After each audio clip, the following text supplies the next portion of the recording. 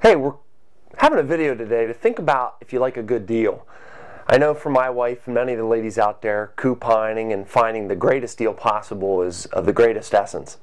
This week in Acts chapter 3, we find a guy that found probably the greatest deal of all time.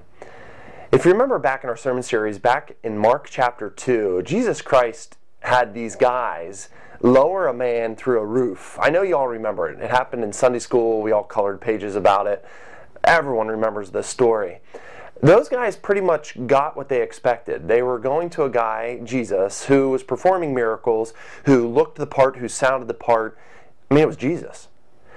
Here we are in Acts chapter 3. John and Peter are walking along, and they see a lame guy sitting over by the temple begging for money. Peter, if you know anything about Peter, he's nuts. He's the guy that if we as church people had to hire somebody, it probably wouldn't be Peter.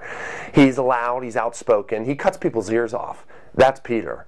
So when you look at Peter, you don't quite get what you expect. Probably not the greatest deal in our mind.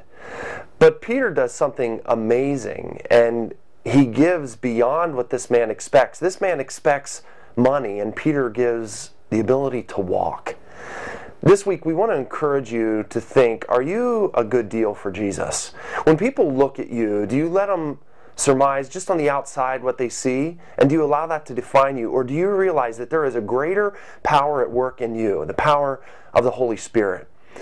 Kind of reminds me of a day we went to Lowe's, Nikki and I, and she found a sink, and there was a price tag on it. But the greatest thing happened when we rang it up. The price tag was wrong, and the sink was cheaper than what we thought it was going to be.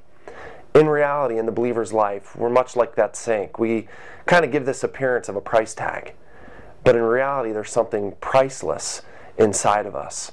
This week, we hope that you'll realize you really are priceless, and you've been given a priceless gift, worth more than silver, worth more than gold.